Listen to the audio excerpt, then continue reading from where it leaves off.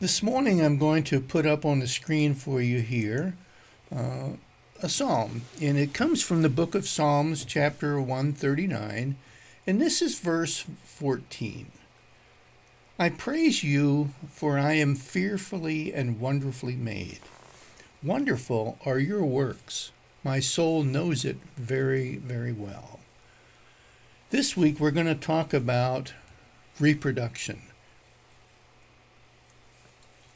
We're going to talk about how God has created life in this world in such a manner, in such a, not only emotionally and spiritually, but physically, how we can reproduce. And that's part of the plan of God, go forth and fill the earth and reproduce. And we're going to talk about how God has orchestrated all of that and the way that God does these things. If you look at the idea of reproduction, reproducing of birth, we see that God has created different ways that this can take place. I didn't really realize this before I started doing some research for this message today, but there are some animals that God has created that can reproduce all on their own. They don't need two people or two, individuals to come together in order to reproduce. The boa constrictor, the Komodo dragon, monitor lizards, and I'm sure there's some other ones too. But these can reproduce on their own. They're both capable, or they are all capable of becoming pregnant without any male fertilization. It's how do you say it? Parenogenesis. I'm bad at pronouncing these things, but it's a term that describes how, under the right conditions, they can reproduce without male fertilization. You didn't know that you were coming to a biology lecture today, did you? But actually, when we look at the biology behind what God has created in human beings, as far as being able to reproduce, it really is absolutely phenomenal. And it does show us the creativity and the power. And it describes this omnipotent God that just can do anything. So let's kind of take a look. We all know that, when it comes to a male, there's a single sperm that actually penetrates a single egg to start the whole process off.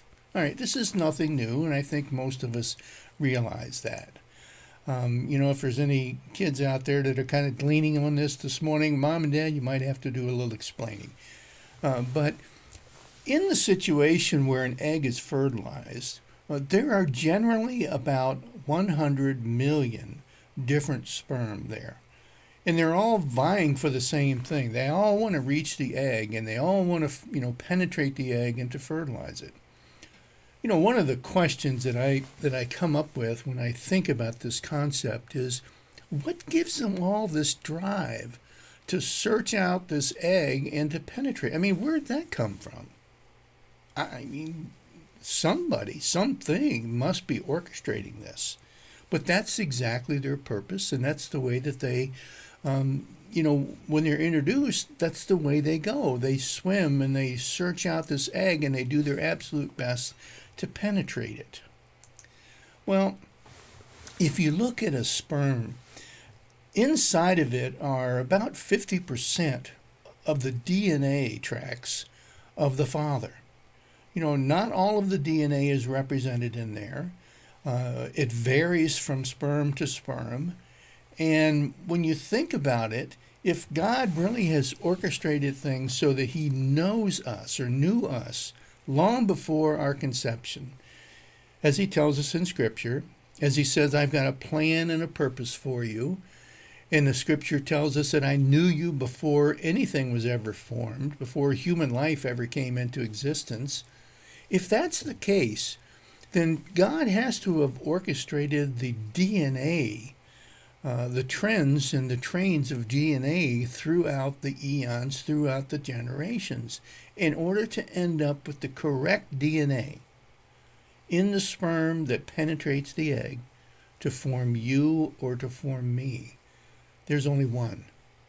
It wasn't a random thing, because all of the other sperm in there don't have the same genetic codes as what you and I have today being born into the world. So when you think about it, God had to orchestrate down the eons, which parents were going to get together, what the genetic codes were going to be, as he looks forward and plans forward for the creation of, say, you or I. It's absolutely mind-blowing when you think about the odds of how that could have happened without any, without any guidance or influence by God, or it's impossible. I mean, there's 100 million little guys in there swimming around, and yet the right one with the right DNA code in the right order. I mean, you might find a sperm that has, particular DNA code and it's replicated out by another one, but they're in different orders. When you consider the differences and that it boils down to this one, it's absolutely phenomenal that God orchestrates it so that that one sperm can find the right egg at the right moment in time. It just didn't happen by accident. Well, let's talk a little bit about eggs.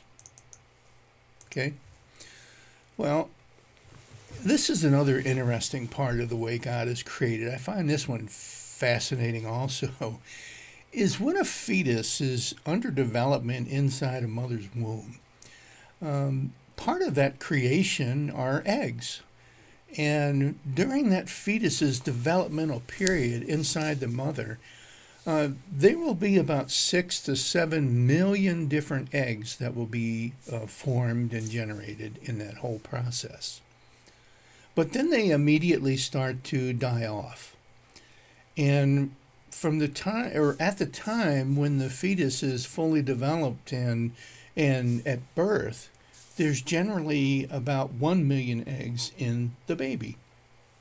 So it goes from a status of about 6 to 7 million during that 9-month period down to about 1 million.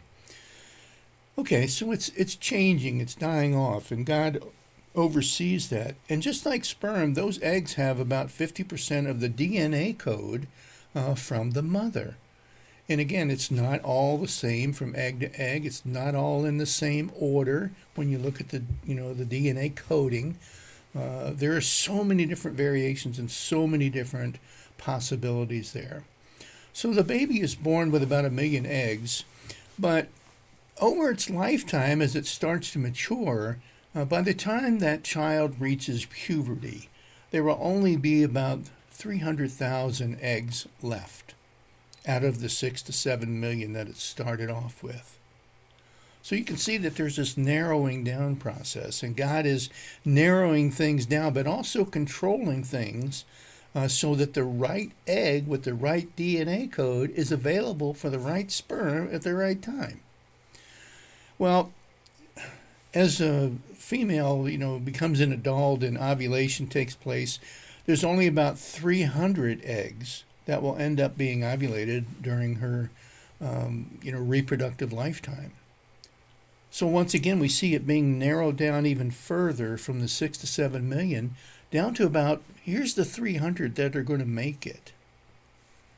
Okay. And out of that 300, for you and I to be created, for you and I, the exact person that God has always ordained would be created, he has to control that one egg also, so that it's ovulated at the right time, so that it didn't die during the process, so that it's there, exactly when it needs to be there. Again, the right odds, the right timing, the right conditions. This aspect of looking at our human nature and our reproductive abilities, it really says volumes about who God is and the omnipotence of who God is and how God controls all of human history. Now, yes, he does give each and every one of us free will, and that's a whole nother topic right there. But God knows the past, He knows today, He knows the future, and He knows what decisions we're going to make. He knows how our free will be used. He understands completely all of the different circumstances that all of us will face. And He orchestrates all these things to make sure that we have free will and we can exercise that free will.